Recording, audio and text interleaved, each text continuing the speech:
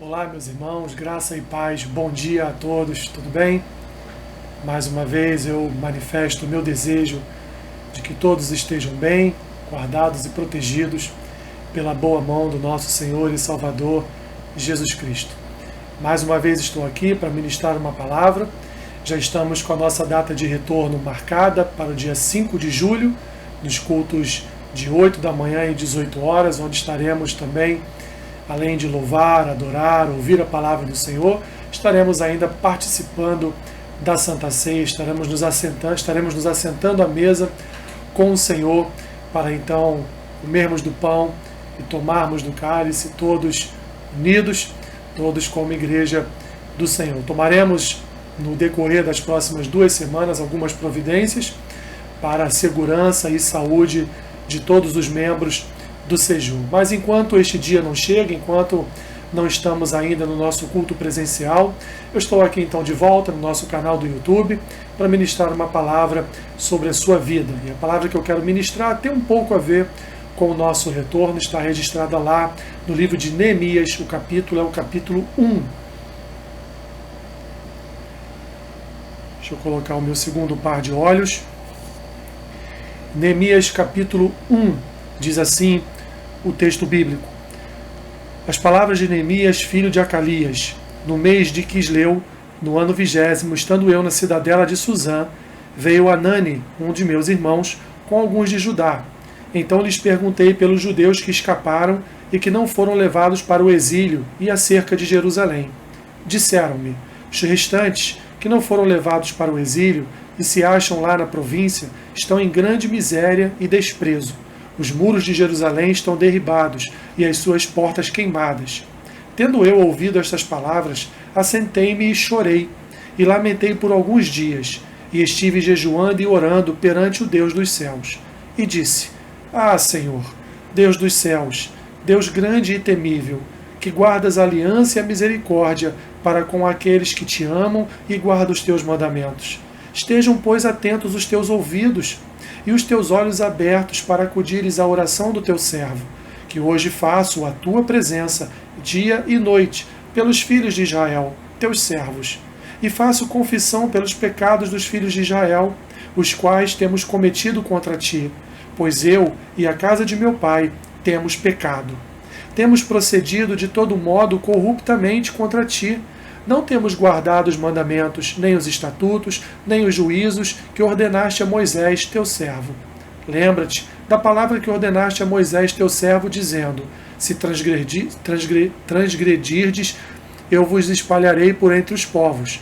Mas se vos converterdes a mim e guardardes os meus mandamentos e os cumprirdes, então, ainda que os vossos rejeitados estejam pelas extremidades do céu, de lá os ajuntarei e os trarei para o lugar que tenho escolhido, para ali fazer habitar o meu nome.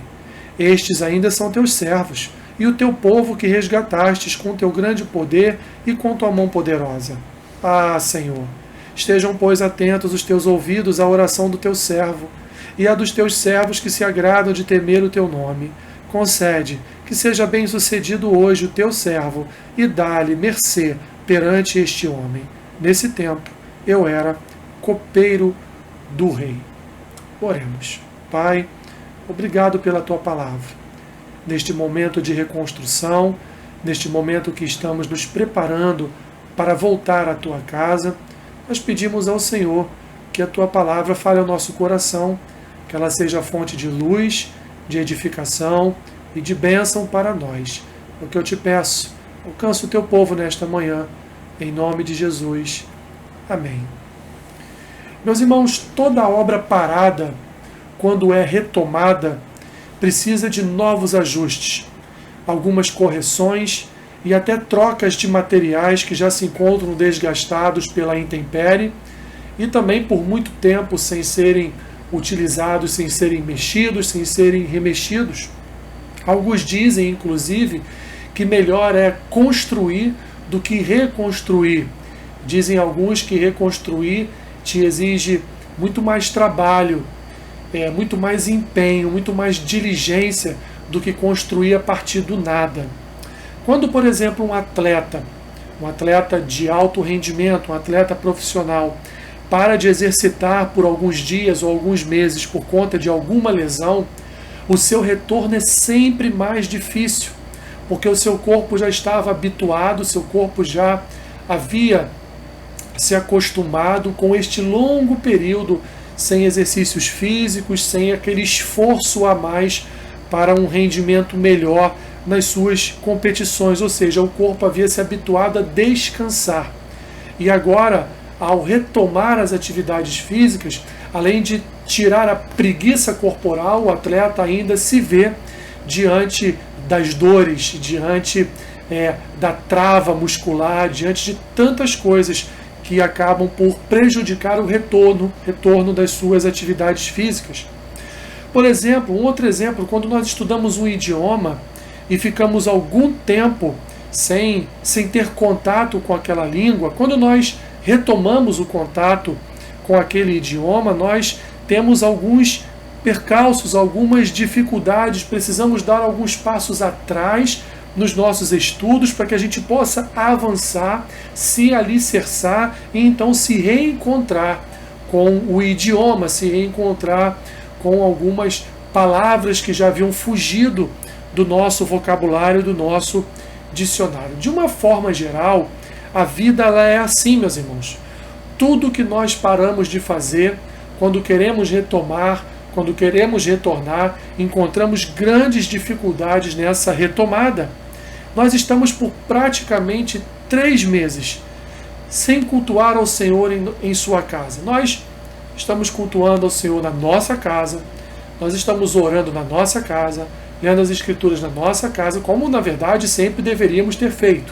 Isso, na verdade, é um exercício de fé, um exercício que a cristandade nos exige, que a palavra nos orienta em nossas casas. Então, não há nada de novo. O que há de novo é que nós não estávamos mais peregrinando todos os domingos ou em alguns dias da semana para a casa do Senhor, para lá então rendermos graça, oferecermos a Ele o nosso louvor e a nossa adoração.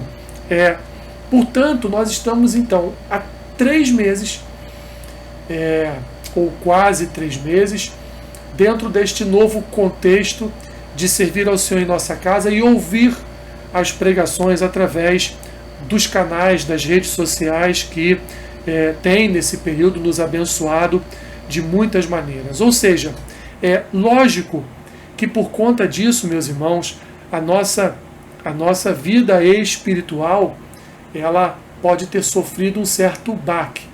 Creio que ela não tenha paralisado, evidentemente, acredito que a sua vida espiritual não tenha paralisado diante da epidemia, diante da quarentena, diante desta questão do ficar em casa. Mas é certo que alguns aspectos da nossa vida espiritual mudaram. Talvez uma diligência maior, talvez tenhamos deixado de lado alguma negligência espiritual, mas é evidente, meus irmãos, que muitas coisas mudaram na nossa vida com Deus. E agora, no nosso retorno à casa do Senhor, algumas coisas precisam de fato ser mudadas. Se você já realizou essa mudança, se você já durante todo esse processo, você pescou em algum momento que havia alguma situação na sua vida que precisava ser transformada, precisava ser mudada, glórias a Deus por isso. Mas se você ainda não acordou, se você ainda não se atentou para o fato de que, meus irmãos, a nossa vida espiritual precisa urgentemente, agora nesse nosso retorno, de mudança. Eu creio que diante de tudo que nós vimos nestes últimos 3 meses, alguma coisa deve ter mudado em nossa vida, em nosso coração, alguma coisa deve ter sido acrescentada ou até mesmo tirada das nossas vidas espirituais, como a reconstrução de uma obra, como a retomada de um exercício, de uma atividade física, como a retomada do estudo de um idioma, assim também é a nossa vida espiritual. Não estou dizendo que nós estamos retomando a nossa vida espiritual porque ela é constante, ela não parou, mas nós estamos retomando as atividades enquanto corpo, enquanto igreja. E nós precisamos então, meus irmãos, estar atentos a algumas situações que nós precisaremos dar conta e mudar. Experimentamos um vislumbre, um pequeno vislumbre do que seria o cativeiro, ainda que não estivéssemos ou estejamos num cativeiro, mas experimentamos o que é ficar trancafiado, o que é ficar quarentenado, o que é ficar isolado dentro de uma casa. Para mim, por exemplo, que tive a Covid, que adquiri o vírus, eu realmente vi o que é estar isolado, o que é permanecer durante um período de tempo sozinho, trancado dentro de um quarto. Uma experiência, meus irmãos, que neste século e até no século passado nunca foi experimentada pela igreja.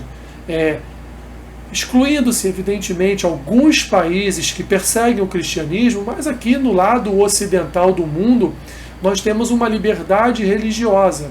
A nossa religiosidade ela é pautada dentro de uma liberdade de culto, uma liberdade de expressão religiosa. Portanto, nós nunca, nos últimos 2 séculos, nós nunca passamos por uma situação como essa, das portas da igreja estarem fechadas e nós não podemos participar do culto público, estamos impedidos de ir à igreja. Quando nós olhamos agora para esse texto, para este contexto aqui do início do livro de Neemias, nós vamos ver que após 70 anos de cativeiro, o povo agora, já lá em Esdras, o povo está retornando para Jerusalém em Esdras para a reconstrução do templo e agora em Neemias para a reconstrução dos muros.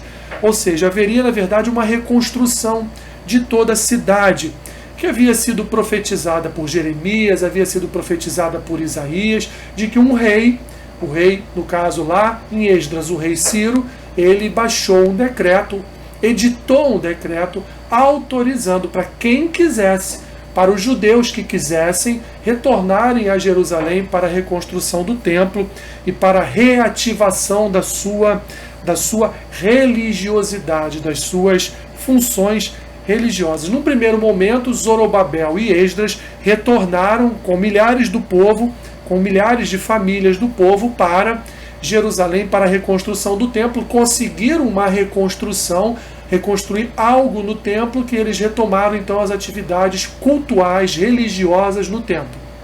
Mas agora um segundo problema, agora, na verdade, uma segunda leva de pessoas que vai até Jerusalém para ajudar os irmãos na reconstrução dos muros, porque Neemias, o copeiro do rei Artaxerxes, ele recebe uma mensagem, ele primeiro pergunta àqueles que estiverem em Jerusalém como é que estão as coisas por lá. E provavelmente algumas boas notícias foram dadas a Neemias quanto ao retorno do culto ao templo, quanto à pregação da palavra, quanto à ânsia e a vontade que o povo estava de novamente ter contato com a verdade das Escrituras, mas agora ele tem uma notícia que não cai bem, que é exatamente a notícia de que aqueles que haviam sido largados em Jerusalém, quando Jerusalém foi tomada e alguns do povo foram trazidos para o cativeiro babilônico, esses estavam passando fome, esses estavam experimentando a miséria e além de tudo isso não conseguiram reconstruir os muros, não conseguiram restabelecer a proteção da cidade de Jerusalém. E o que Neemias faz? Neemias se desespera, Neemias entra em depressão, Neemias ele sofre por um processo de ansiedade, ele cai doente. Não, Neemias, meus irmãos, ele simplesmente ora. O versículo 4, na palavra de Neemias, ele diz assim: tendo eu ouvido estas palavras, assentei-me, chorei e lamentei por alguns dias, e estive jejuando e orando perante o Deus dos céus. Meus irmãos, me soa muito estranho que nesses 3 meses, nesse período de 3 meses em que nós estivemos longe da casa do Senhor, um cristão, um fiel, não tenha sentido uma dor no seu coração por estar longe da casa de Deus. Olha a dor que Neemias está sentindo pela notícia que ele recebeu de Anani, seu irmão, em relação àqueles que estavam sofrendo e inclusive a não reconstrução dos muros. Então o que Neemias faz, meus irmãos, ele lamenta, ele chora, o seu coração sofre com esta situação. E agora só há uma coisa que ele pode fazer neste primeiro momento, é recorrer a Deus, é orar ao Senhor, é levar a sua petição a Deus para que o rei Artaxerxes lhe fosse propício, lhe fosse favorável e ele mesmo pudesse então retornar a Jerusalém para reconstruir os muros e ajudar essa parcela do povo que estava passando por dificuldades tremendas naquele lugar. Portanto, o que resta a ele fazer, meus irmãos, neste momento é chorar. Há situações nessa vida que nos levam a reconhecer, meus irmãos, a nossa total dependência de Deus. Nesses meses que passamos longe da casa do Senhor, Deus nos mostrou isso. Deus nos mostrou que nós dependemos exclusivamente dEle. Que a soberania de Deus, meus irmãos, ela não é serva da nossa vontade. Quantas vezes quisemos voltar a cultuar publicamente o Senhor na sua casa, mas fomos impedidos, não podemos fazer. Porque Deus, meus irmãos, Ele reina sobre todas as coisas. Ele reina sobre as coisas boas, mas reina também sobre as coisas ruins. E agora nos foi dada a oportunidade, meus irmãos, de voltarmos a cultuar ao Senhor. Esse pequeno período de quarentena mostrou a todos nós como igreja como nós somos frágeis, como nós somos limitados, como nós somos totalmente dependentes da graça divina. E Neemias, meus irmãos, sabia disso. Neemias sabia que o povo, na reconstrução do templo, do muro, na reconstrução de toda a cidade, precisava de uma ação divina. O povo era carente de uma atuação de Deus. Então ele agora, meus irmãos, entendendo este processo de reconstrução, que não seria fácil retomar as atividades em Jerusalém, que não seria fácil reconstruir os muros, terminar a reconstrução do templo, levar o povo a exercer novamente o culto, levar o povo a entender através da palavra como cultuar presencialmente Deus novamente no seu templo, na sua casa. Então Neemias só tem uma alternativa. E essa alternativa é buscar o favor de Deus. Nesse momento, meus irmãos, em que nós temos em nossas mãos a oportunidade, a incumbência de voltar a cultuar Deus na sua casa, nós temos uma missão. E a missão é reconstruir os alicerces da nossa fé. Muitas pessoas passaram por momentos de tribulação, de desesperança, de falta de confiança, não crendo, meus irmãos, que Deus é fiel e Ele guarda o seu povo. Principalmente para estas pessoas que são como aquelas que foram deixadas em Jerusalém passando fome, na miséria. Essas pessoas, meus irmãos, mais do que muitos outros, precisam reconstruir os muros da sua vida espiritual, para que não venham mais a duvidar do Senhor, para que não venham mais a duvidar da força do seu poder, para que não venham mais duvidar do que Deus pode fazer em nosso meio. A experiência que passamos, meus irmãos, foi uma experiência altamente espiritual e continuamos a passar por ela. Nós estamos numa batalha espiritual. Nós estamos em guerra, meus irmãos. Uma guerra está acontecendo no mundo espiritual. É como se o príncipe da Pérsia estivesse impedindo a chegada do anjo com as bênçãos de Deus para nós, como foi lá com Daniel. Nós passamos, meus irmãos, por momentos preocupantes. Havia uma sensação de que nós não retornaríamos aos cultos na igreja tão cedo. Quantas vezes, meus irmãos, ministrando a palavra através deste vídeo, através deste nosso canal no YouTube, eu pensei cá com os meus botões: Senhor, vai demorar muito. Quanto tempo nós estaremos, Senhor? Quanto tempo nós estamos? Há quanto tempo estamos do retorno à tua casa? Nesse período, meus irmãos, igrejas fecharam porque não tiveram como se sustentar. Pastores passaram por muitas dificuldades junto com as suas famílias, porque eram pastores com tempo integral na igreja, que recebiam salário da igreja. E hoje tiveram que retomar suas atividades seculares, buscando emprego, buscando um trabalho para sustentar a sua casa, para ter uma renda de sustento às suas casas. Meus irmãos, quantas igrejas abriram e tomaram ovelhas de outras igrejas. Quantas igrejas continuaram abertas? Sim, aqui em Nova Iguaçu não havia um impeditivo, não havia uma ordem por decreto para que as igrejas fossem fechadas, mas por prudência várias igrejas fecharam. Pastores protegeram seu rebanho, fechando as portas da igreja para guardar a saúde das suas ovelhas. Mas outras igrejas, meus irmãos, na contramão de tudo que aconteceu, abriram as suas portas e convidaram ovelhas de outros apriscos para participarem dos seus cultos. Praticamente surrupiando o povo, enfraquecido na sua fé, com seus corações abalados por todo este acontecimento, com medo foram atraídos ao covil de lobos. Muitas coisas, meus irmãos, tristes aconteceram nesse período. Os nossos muros foram derribados.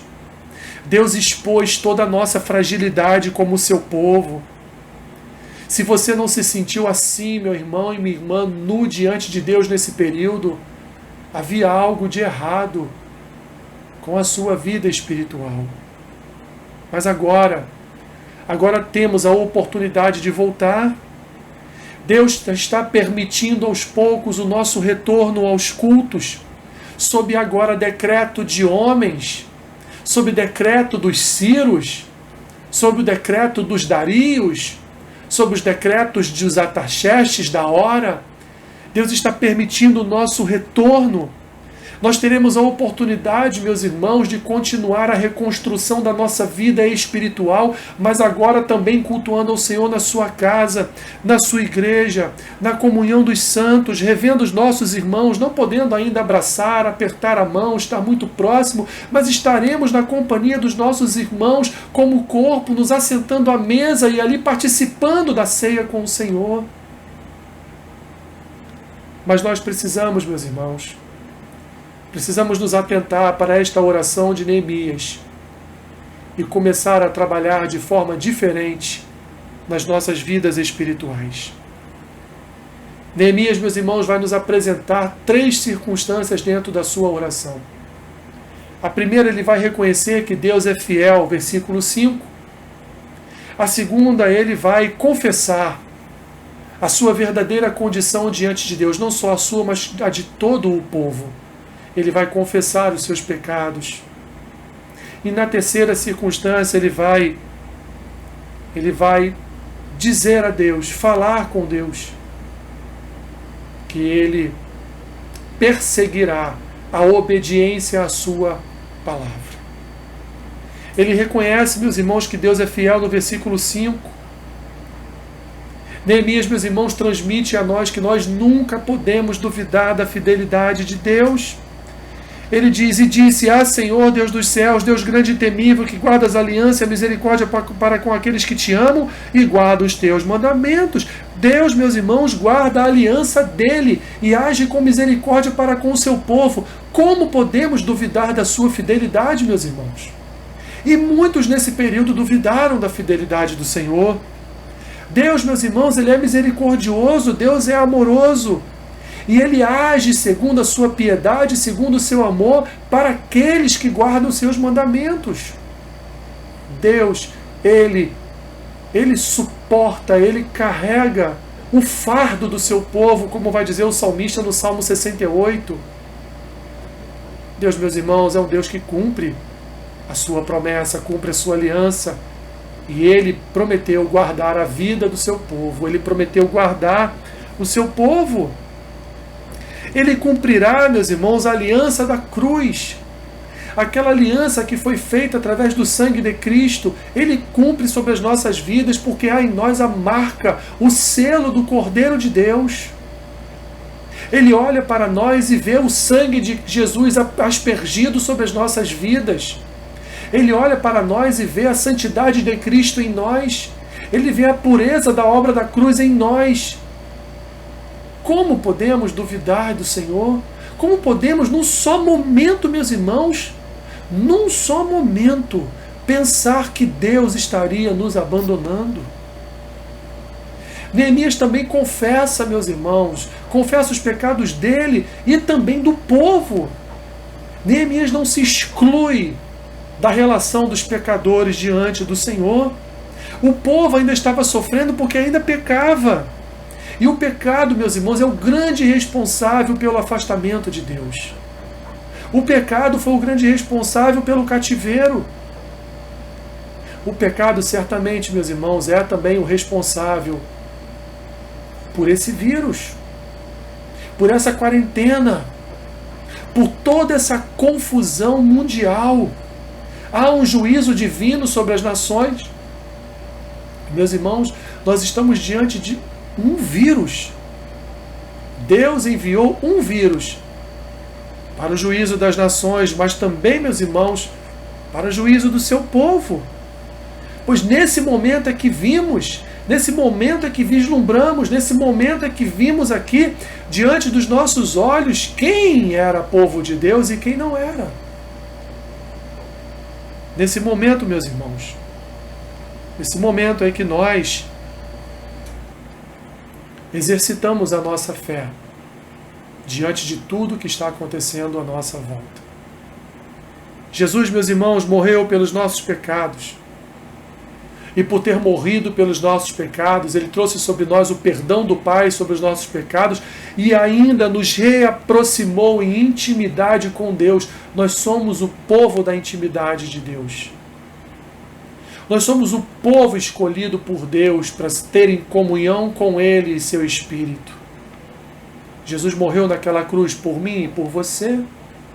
Ele derramou o sangue dele em mim e em você. Ele curou as minhas e as suas feridas. Ele se fez maldito por mim e por você. Portanto, meus irmãos, Tiago vai dizer que aquele que pensa, aliás, João vai dizer na sua primeira epístola, que aquele que pensa não ter pecado, ele já está pecando. Precisamos, nesse momento, ao retomarmos, meus irmãos, a nossa vida espiritual, a normalidade da nossa vida espiritual, precisamos reconhecer que Deus nos deixou nus, que Deus derribou os nossos muros, Deus fez máscaras caírem, Deus mostrou para nós quem nós éramos diante dele. Quando o medo e o temor tomaram conta do nosso coração, Deus disse para nós, viu? Você não confiava plenamente em mim. Você não estava alicerçado espiritualmente na rocha. Por isso o temor e o medo, por isso a preocupação, por isso tudo isso está acontecendo. Por último, meus irmãos, agora mais do que nunca precisamos da palavra do Senhor. Mais do que nunca precisamos, meus irmãos, abraçar fortemente o Evangelho da cruz. Mais do que nunca agora, meus irmãos, nós precisamos desta palavra em nosso coração. Porque há promessas na palavra, meus irmãos, de que a obediência gera o cuidado de Deus. A obediência gera, meus irmãos, as bênçãos de Deus. Neemias, do versículo 8 ao 11, vai expressar diante do Senhor que o povo deveria agora obedecer, atentar, olhar para a palavra do Senhor, pois a palavra é a única fonte de transformação.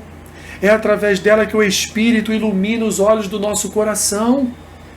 É através da palavra, meus irmãos, que o medo e o temor somem, porque a palavra mostra-nos um Deus fiel, um Deus confiável, um Deus que guarda o seu povo e a geração do seu povo. Porque é na sua palavra que está o alicerce da nossa fé. É na sua palavra que está o pilar da nossa esperança. É na sua palavra, meus irmãos, que nós firmamos os nossos passos. E nós precisamos agora, mais do que nunca, meus irmãos, a hora é agora. Precisamos firmar os nossos passos na palavra do Senhor. A palavra ela foi encarnada na vida de Cristo. Ele era o Verbo e nos trouxe a revelação do reino do Pai através da sua palavra. Nós conhecemos a palavra do Senhor, mas precisamos viver a palavra do Senhor. Essa belíssima oração de Neemias, meus irmãos, nos remete à oração sacerdotal de Jesus lá em João capítulo 17.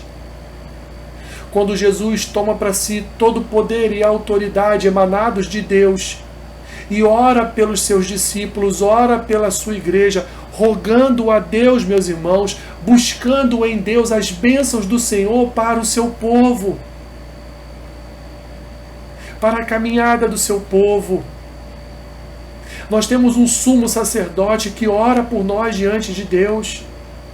Nós temos a proteção não só da obra de cruz, não só da ressurreição do corpo de Cristo, do Senhor Jesus, mas nós temos também a proteção divina de uma oração sacerdotal feita pelas nossas vidas diante de Deus todos os dias. Jesus guarda a sua igreja, Jesus protege a sua igreja, Jesus não fala mal da sua igreja nunca. Jesus é aquele que sempre fala coisas boas da sua igreja ao Pai. Porque quem habita na igreja dele é o Espírito dele. Estamos voltando. Glórias a Deus por isso. Aleluia! E temos agora a oportunidade de rever conceitos, de rever a nossa vida espiritual. E a palavra de Deus, meus irmãos, ela é fonte, ela indica o que precisamos fazer para mudar a nossa caminhada, transformando os nossos passos em passos de fé verdadeiramente, para que no próximo temporal, na próxima tempestade, nós não desconfiemos tanto assim da providência divina sobre o seu povo. Que Deus te abençoe, meu irmão e minha irmã. Aproveite esta oportunidade que podemos não ter mais, que Deus está nos dando, segundo a condução do seu Espírito, a mudarmos diante dele, reconhecendo a nossa fragilidade e o quanto dependemos da luz da sua palavra. Oremos. Senhor, obrigado, Pai. Obrigado pela tua palavra, obrigado porque ela é um farol que ilumina o caminho por onde devemos navegar. Ela é um farol que indica a direção que devemos percorrer na estrada da vida. Senhor, que o teu Espírito nos auxilie e nos leve a toda mudança que é necessária em nossas vidas espirituais. Abençoe o teu povo, Senhor. Abençoe o teu povo. No dia 5 de julho estaremos de volta na tua casa, se assim o Senhor permitir. E pedimos a ti a bênção, a tua bênção, em tudo que faremos no decorrer destas próximas 2 semanas. Limpeza da igreja, sanitização de todo o ambiente, compra de alguns materiais necessários para segurança, conforto e saúde dos irmãos. Abençoe as igrejas que estão reabrindo as suas portas neste final de semana. Senhor, que haja prudência, que haja cuidado, que os pastores sejam de fato, Senhor, protetores do seu povo. É a oração que fazemos, Senhor, em nome de Jesus. Amém. Que Deus te abençoe, rica e abundantemente. Amém.